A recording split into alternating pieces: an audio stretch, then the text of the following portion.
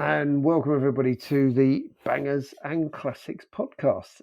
That's with me, James Ruppert, and him, David Malloy. And hello, David. What year are we in? Hello, James. Hello. Apparently, we're in 1978. Oh, right. Can't you tell by all the... Well, I think there's still some flared trousers left. Is there? Yes, there was. Yeah. Yeah, and perms. A lot of guys have got perms. Yeah, they did. Yeah. Footballers had perms in 1978, and everyone around here, including the blokes, had got perms. Bit disconcerting. I didn't like it at the time. No. Don't like it now. Yeah. But never mind all that. We are here on a mission. Yeah. And the mission, we have various parts of that mission. And the first part is, of course, to pick out a car that was new in 1978 and decide if it was a banger or a classic. Well, there were a few. Yeah. There was the Horizon, Chrysler Horizon, as it was, Citroen Visa, Saab 900, Renault 18, Opel Monza, FSO Polonaise, and various other bits and bobs. Yeah. But we went for the Fiat Strada, also known as the Fiat Ritmo.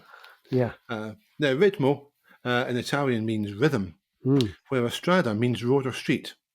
And here's the thing, James. Yeah. It was sold as the Strada in the UK, US, and Canada, but sold as the Ritmo in Ireland. Yeah.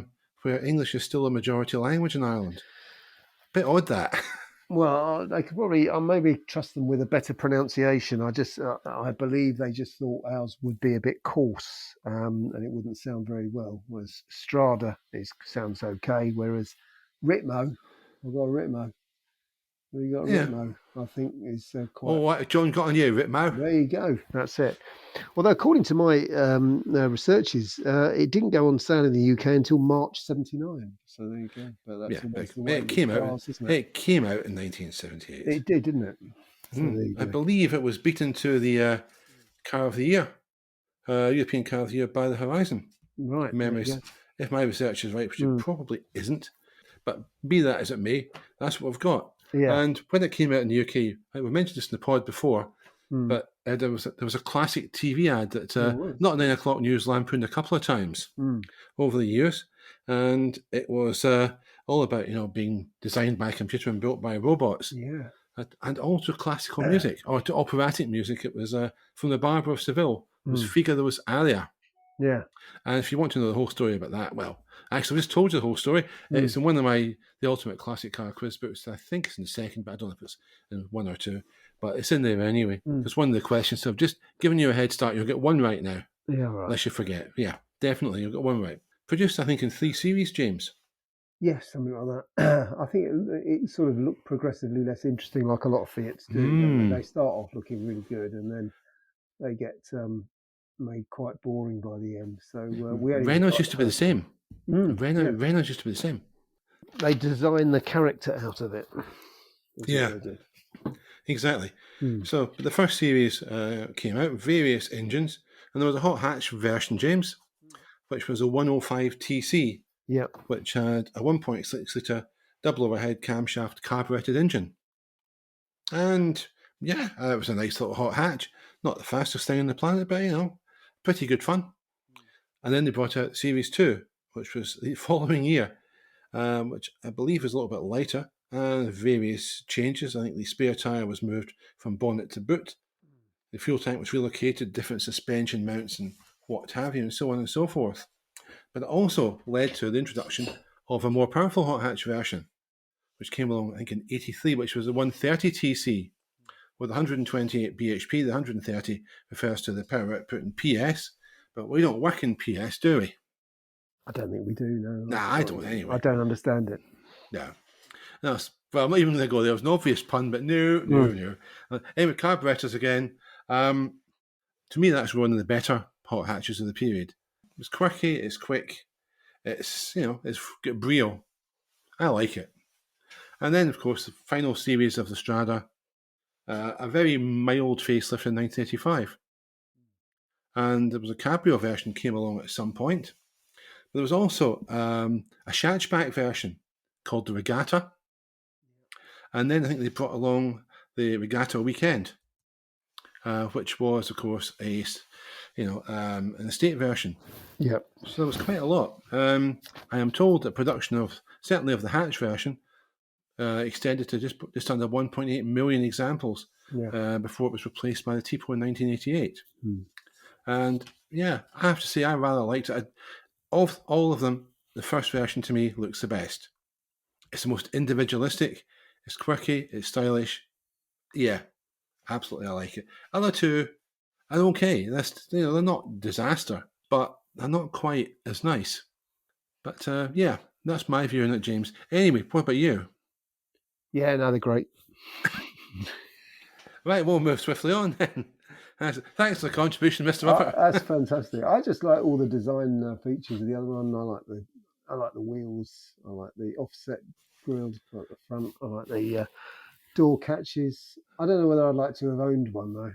I think that might have been a bit challenging at the time. I know some people who had them and they always moaning about them, but yeah, with the benefit of hindsight and rose tinted spectacles, they look rather sensational now. Yeah. And let's face it, Mm. who wants a boring car? Yeah.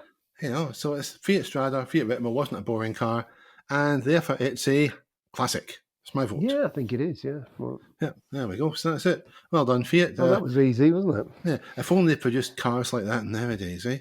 Yeah, they don't really, do they? No. We've got cars out of the road. Music. I found a couple of car-related tracks Oh, did you? that I happened to like, yeah. Well, it was a band called the Motors. Yeah. The incarnation that had their biggest hit, which was a song called Airport, featured a guy called Bram Tchaikovsky, Mm.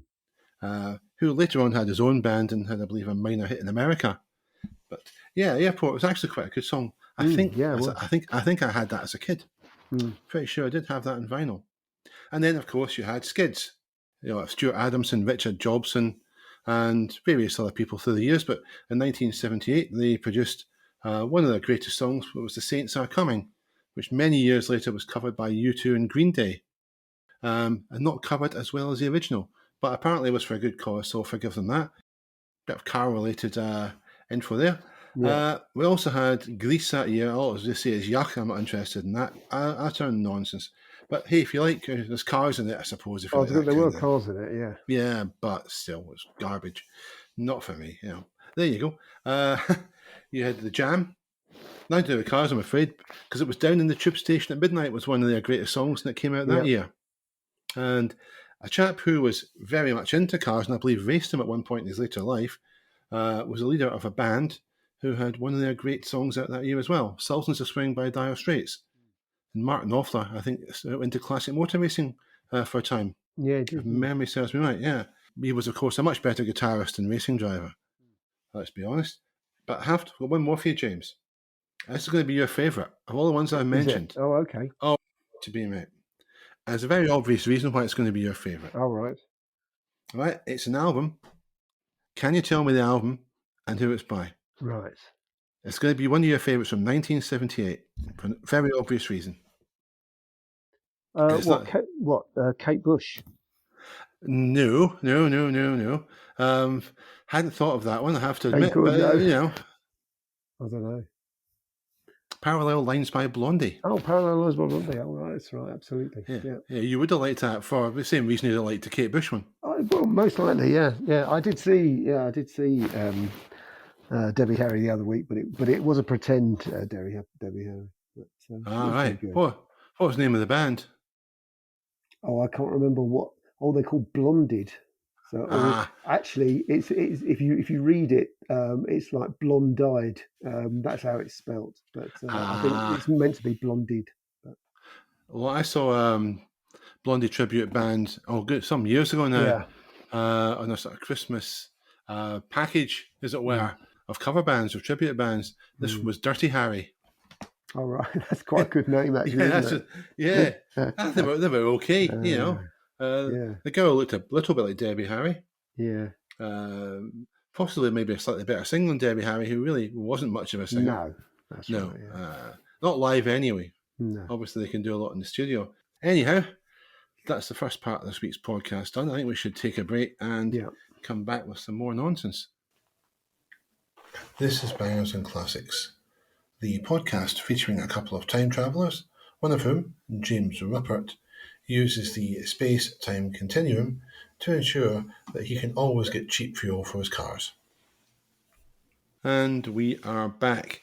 One thing we've been meaning to ask listeners is, what do you think of the new format? Do you prefer the old format or this one? The reason we changed it is simply because it becomes increasingly hard to just do a podcast about old cars and more old cars and more old cars. It's finding material for it.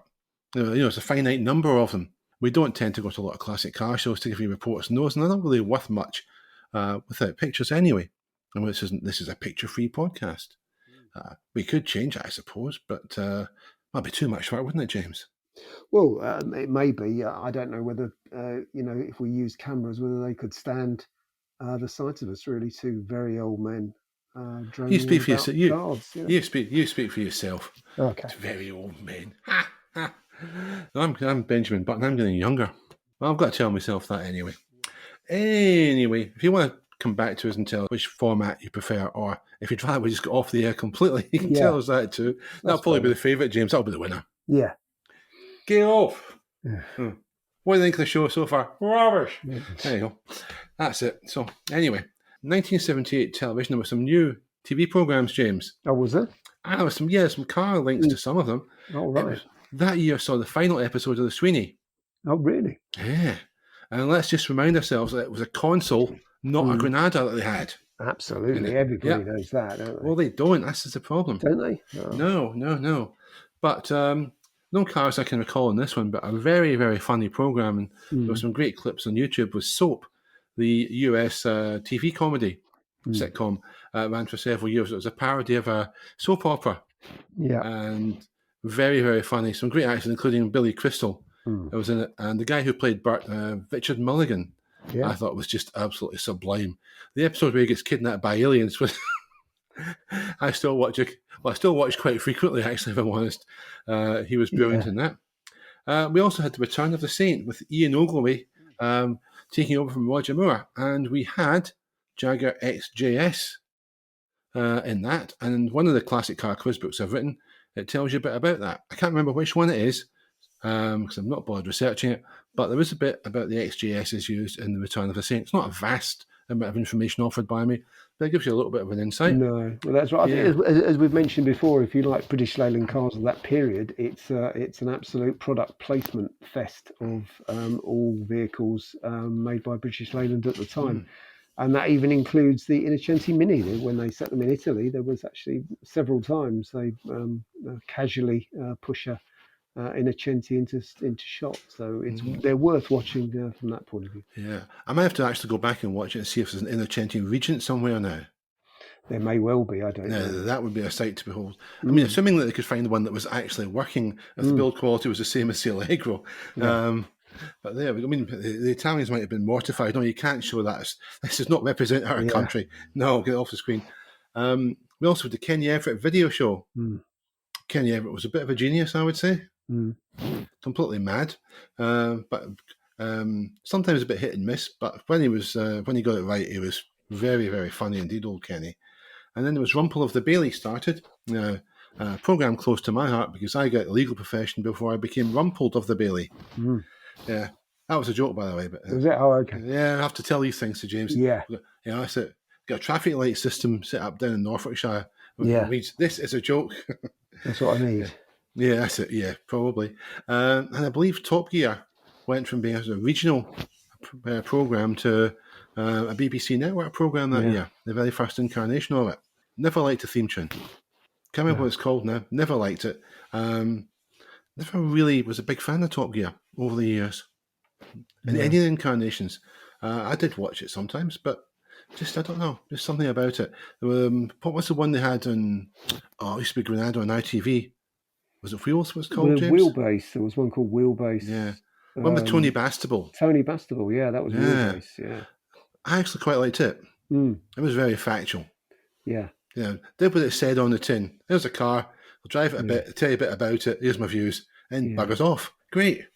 Brilliant. Yeah. So that's what I want from a motoring show. Yeah. But we don't really get that nowadays. Anyway, that's by the by. Yeah. We have a challenge this week, James, and we Oh, had to really? well, I had to change Oh, it. right. The original challenge was Mm. to find a 1978 registered family hatchback. Only criteria had to be in the UK and be roadworthy. And I didn't want to get a Volkswagen Golf because that was about all there was. So I thought, no, life's too short to have a Volkswagen Golf.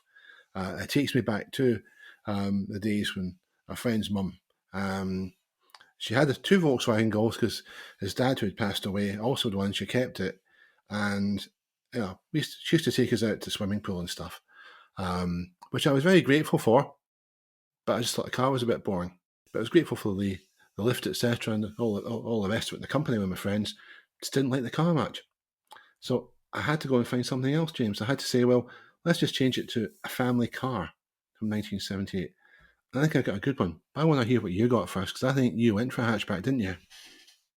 Well, there's only one car to go for from 1978, David. An iconic car and one which changed the way we all motored around. A car that didn't actually break down, would eventually rust, but just about the perfect car really from the 1970s, and showed us all what we should be driving. So Alpha Sud. yeah, obviously yes, I have a Golf GLS. Strangely enough, there's one which is around. It's 7995, 28,000 miles, so it's in fairly superb condition. Wait a minute, hang I've on. Whoa. Did you say 28,000 miles? Yeah. Right, so it's 44 years old. Mm. That's why it's not broken down, James. It hasn't ever been blooming well used. Well, you Anyway, say please that, continue. David, Well, I don't know. I'm but just. no, it looks it looks extremely good. Heaven knows what it's been up to in that time, but it's up for sale. It's in Sheffield. I can message the seller if I want, but in today's market, £8,000 for a sort of a pretty perfect 1970s anything is actually not too bad at all. So I rather like that. It would bring back many happy memories for me of motoring around at various points in a Mark One Golf, and yeah, I rather liked it. So GLS, it's got all the trimmings, so it's not got the just the plastic bumpers. They've actually got a bit of chrome on them and stuff. So I rather like the look of it. So that's what I went with. I just thought anybody who doesn't go for a Golf, I mean, they must be clinically insane. That sounds like me. Yeah, well, there you go. There you go. Anyway, well, I didn't go for golf. And I think the listeners are going to side with me on this one. Oh, God, of course they are. I went for a rare thing, a 1978 Lancia Beta. It's a 1.3 engine. It's right-hand drive on a T-plate. 72,000 miles. 3 owners, and it's in white. Grey vinyl seats, blue door cards. And it's had some welding, I think, to the front suspension mounts. The top of the rear seat, there's some fading and tearing. Obviously, that's due to this sun exposure. Happens in all old cars with vinyl seats if you don't cover the seat backs, as we know. MOT expired in May 2019, but the last MOT had no advisories. And such other MOTs as there are didn't have much in the way of advisories either. So not too bad at all there. The seller's reports of the recent water pump and cam belt, and the headlamps have been upgraded from sealed beam units to halogen. So that's not bad, is it? It's not conquerors, James, but it looks like it might well be a good example. And what's the saying is they always say, find another one. Well, you don't have to. There's one there. CMV Automotive, just down the road from you in Suffolk, James. Believe it in Lowestoft. They have got it. It's currently for sale. And yeah, I mean, it looks to me that, if you want an unusual car for high days and holidays, for car shows, etc., and just something that's a little bit more lively, a little bit more Yeah, life affirming than a Golf. I mean, that's just about any car, frankly, but the Beta is its polar opposite in that regard. Back in the day, they would have driven you round the bend with problems, particularly rust. But if they've been looked after, if you get them properly rust protected, you've got a cracking little car. Great yeah. engines, nice handling cars, stylish, brio. What do you want? In my view, that's what you want.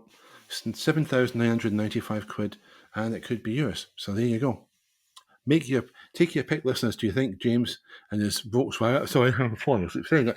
Volkswagen Golf is this week's star choice, or do you think my Lancia Beta takes the honours? Tell us. With all yours. Well, considering I did comply with the original, terms and conditions as supplied by Mr. David Malloy, I must be the winner. But there you go. Not at all. No. What is it they say? No. Rules are for the obedience of fools and the guidance of wise men. That was what Colin Chapman always used to say. Anyway, we'll take a break and we'll come back with the last bit of the podcast after it. You're listening to Bangers and Classics, the podcast that produces enough hot air to solve the energy crisis. So we're back after break, and we're going to kick off with some films. Now, I think I've still got 4 of them in DVD, and I know I definitely had the other, but I may have given it to charity or something like that. There are some cars in them, most of them, James. Yeah. And I'm going to start off with a great film from 1978. It's going to be a favourite of yours. Yeah. Very specific reason. It's Halloween, the great John Carpenter film. Right. Well, absolutely. Anything with John Carpenter at the helm, as those in the film industry say. Yeah. Oh, yeah. Well, he wrote it too. Yeah. Writer, director, and did the music, composed the music. Yeah, he did the music, absolutely. Yeah, fantastic. Wonderfully talented guy. And he made this film on a relatively small budget. Even by the standards of the time, it was a very, very small budget. But clever chap, he made it look expensive, same as he did a couple of years earlier with Assault on Precinct 13. The plot's well known, so we're not going to go into that. But if you're going to watch a Halloween film, this is the one to go for. There's probably one other one I would recommend. That's Halloween 3, The Season of the Witch, which most people don't like, but I do. But this one is going to be one of James's favourites, apart from the John Carpenter connection, because in it, Dr. Loomis, who's one of the main characters, drives a BMW E21 320i. Goodness me. Yeah. And who do we know that's got one of those, James? No idea. Well, do we know anyone with one that works? But It's not fixed yet. No, I've actually ordered a gasket set, and the gasket set has cost me, which, bear in mind that it's basically a piece of old cork, £90. So it's a gasket set for a Solex carburetor to make it work, so I can take it away from the garage. So, that is sweetie money for a man of you, I mean, sir. Well, I don't know. I just seems like a lot of money, as I say. When in the old days you get a piece of cardboard and cut it out, and actually that would work for quite some time, or at least until you sold the vehicle. Yeah, this is you going back to your car dealer days, isn't it? Of course not. But there were those who did that. We all know. Yeah. That was one of the favourite tricks. And the other one was, what was it, sawdust in the gearbox? Yeah. Yeah, shocking. There was another story about a guy who, his father was a mechanic in a small town I used to work in. And it's reputed that his father would take in cars and give them a service. And he'd say, oh yeah, I've changed the oil, changed the filter. He didn't change the filter, he just cleaned it. Left it on and cleaned it, didn't change the oil either. But yeah, look, a nice shiny filter there. Oh, well, he's done a great job. There you go. There's your 40 or 50 quid or whatever he was charging back in the day. Well, there is an argument, actually. You shouldn't change the filter too often. When you used to do 6 monthly changes, a lot of people would say, no, leave the original filter, provided you haven't done a million miles. And they would say that would be better because it's all functioning correctly and so forth. And if you put a new one on, it sort of stops the engine. But I don't know about that. We need but when you're paying for a new one, though, that's the thing, James. Yeah, exactly. It's when you're paying for it. Anyway, there's also in the film, this is Halloween we're still talking about, there's a Ford LTD station wagon, which the antagonist, Michael Myers, steals. And there's a cop car in it, a Dodge Monaco. Goodness me. Yeah, a cop being played by Charles Cyphers, who appeared in, I think in 2 or 3 2 or 3 John Carpenter films at the time. Yeah. He was in Assault on Precinct 13, and he was also in The Fog, as I recall it. So there you go. So you've got a good selection of cars in it. Yeah, it's a great film too. Great music. You've also got another favourite of mine. It's Every Which Way But Loose. Clint Eastwood with an orangutan. Yeah. The first of 2 such movies. And obviously the stars of the show are the Black Widows. They were all on motorbikes, and amongst those are some Harley Davidsons, Mm. a Panhead, at least more than one possibly, a Sportster, and wow, an Electra Glide. And there's various trikes and other bikes as well, but they are supposedly the sort of Hell's Angels, as you know, James, isn't it? Mm. And they're the world's most useless, hapless Hell's Angels, but they're very funny. The man himself, old Clint's driving around in a 1950s Ford F350, and then get this, I think he and his sidekick drive around in a Chevrolet 3100 Task Force. That's what it was called, a Task Force. It's a 1950s pickup, and they put a sort of, I suppose, a caravanette on the pickup bed, Yeah. effectively a sleeping combination on it. So yeah, some interesting cars, and of course, it's peppered with interesting cars all the way through it because it's made in '78, and there's all sorts of wonderful Americana littered through it. Yeah. Sometimes quite literally. So there you go. That's two. But it's another favourite film of yours, James. Oh, is that? Oh yeah, yeah. Yeah. You like The Driver, don't you? I do like The Driver. Actually, Yeah. it's a very enigmatic film. Mm. Not many words said in it, really. But, No, it was directed by Walter Hill, who also directed famously 48 Hours, yeah. Southern Comfort, and The Warriors. Yeah. Quite prolific around that time. Yeah. Walter Hill made some good films. He did. Yeah, maybe not quite as same league as John Carpenter, but still some very very good films. Yeah. And there's a Ford Galaxy 500 in it, but there's a really good car chase scene between a Pontiac Firebird and it's chasing a Chevrolet C10 pickup. Yeah. And of course, this is again set in the 70s. But the best scene, and it's quite a long sequence, is where the eponymous driver deliberately trashes a prospective employer's Mercedes 280S. Yeah. It's worth checking out. It's worth watching the film just for that alone. It is. Yeah, I would say so. Again, as you say, it's an enigmatic film. There's a film they probably wouldn't make today, and they certainly would have to change the script in many places to be allowed to make it. But it's one of my favourite films of all time, and I don't care who gets offended by me saying that. It's National Lampoon's Animal House. Mm. It's a great film with the one and only John Belushi in it, and he's at the absolute height of his powers in it. But the rest of the cast is brilliant too. Yeah. There's not very many cars of interest in it. There is a guy called Otter, who's the leader of the frat house. He's got a 1959 Chevrolet Corvette C1. This is set in 1962. And there's a Lincoln Continental, There is. Yeah. which it's about an ill-fated road trip. And, well, it doesn't end well for it. It becomes the Deathmobile in the end, doesn't it? It does very much so. Yeah. Yeah. But it's a very funny film. It's not at all politically correct. If you're easily offended, probably best avoid it and let the rest of us enjoy it. Yeah, that's right. Yeah, and if I do see it, there's a couple of versions of it. They did change some of the music. I'm lucky enough to have a version with the original soundtrack. How you can identify them is there's a food fight scene, and the music in it in the original version is "Let's Dance" by Chris Monte. And if that's not present in the food fight scene, then unfortunately you've got the version with the licensing problems, which is still a great film, but yeah, with the original music it's even better.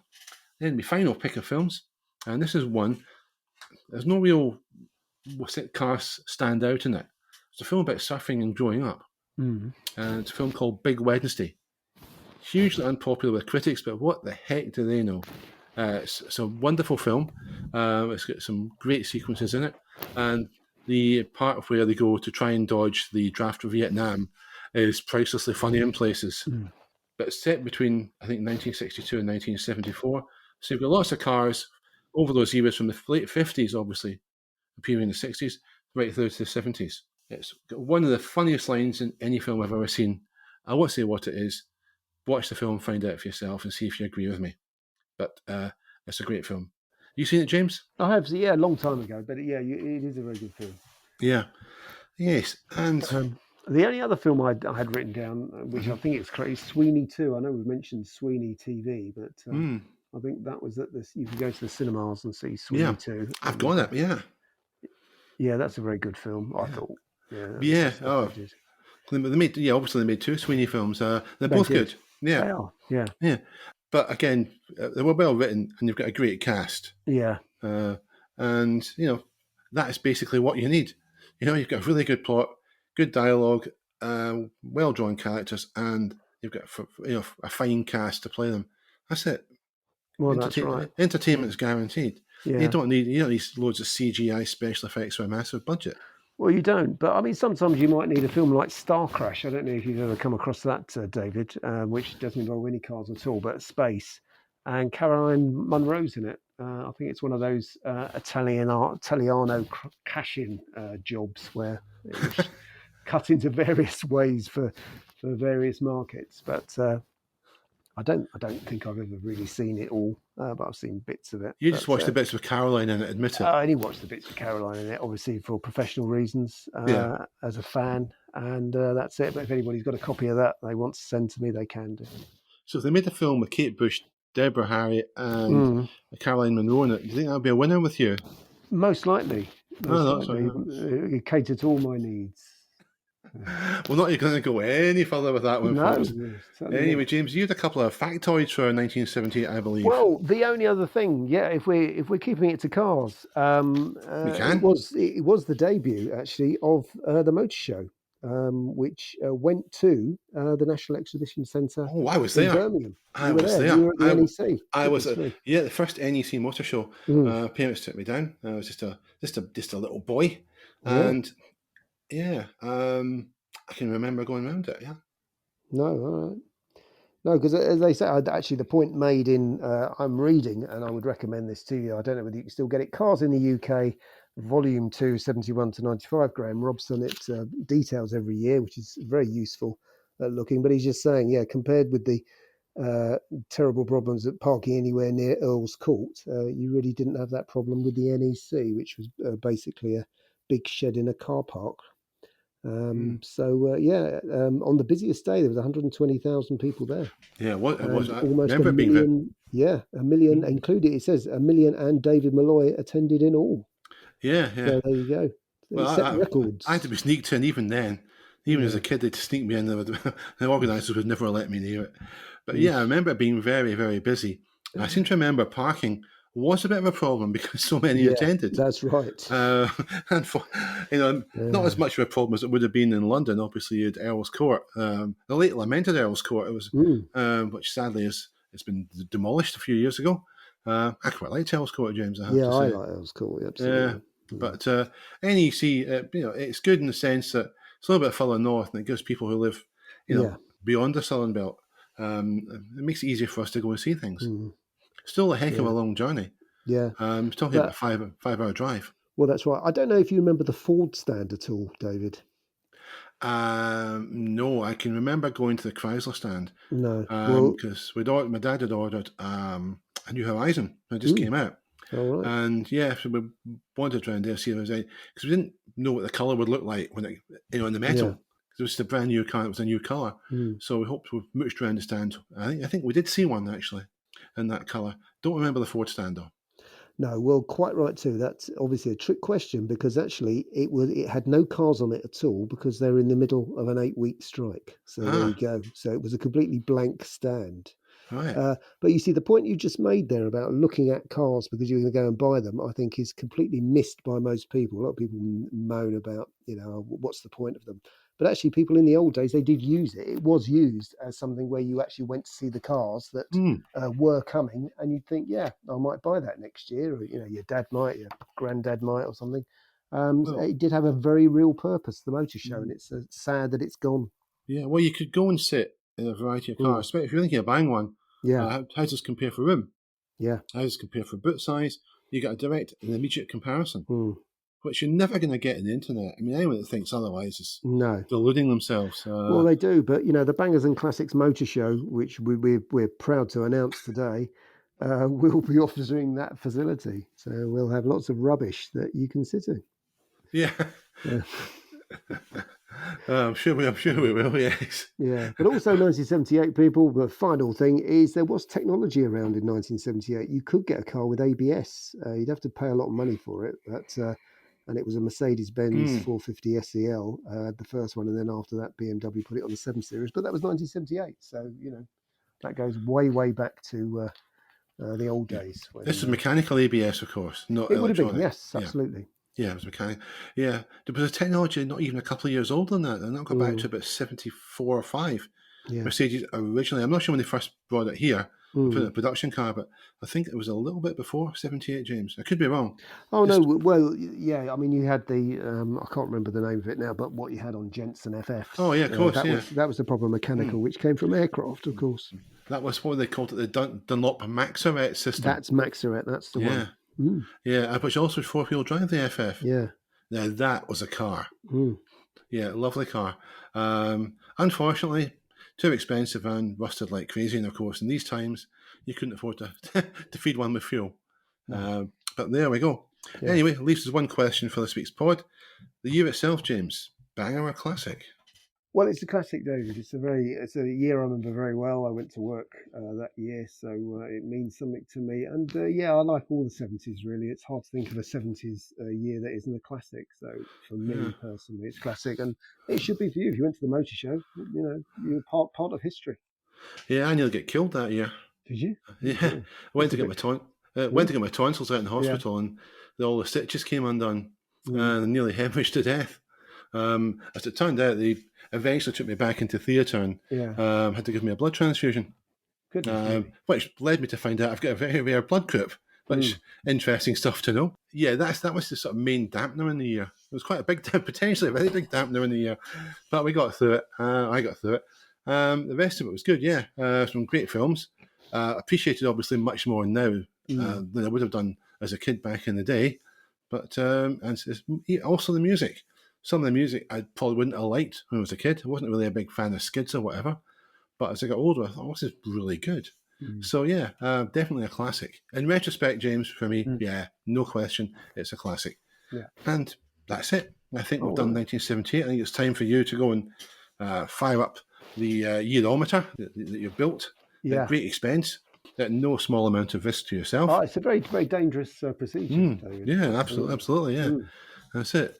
You make it your wallet stuck. yeah. Exactly. Anyway, I will simply say, as I always do, thank you very much for listening. I hope you come back next week. And don't forget to tell us if you prefer this format or the old format, because that would be useful to know. Yeah. We might not do Mm, anything with that information, but, it'd be useful to know, wouldn't it? no. Well, there you go. Cheerio. Yeah, cheer everybody. I'm off to the NEC to go and find young David. Yeah, he's more like he's off to find Caroline Monroe in that film, but we're not going to go into that. Good. See you, folks.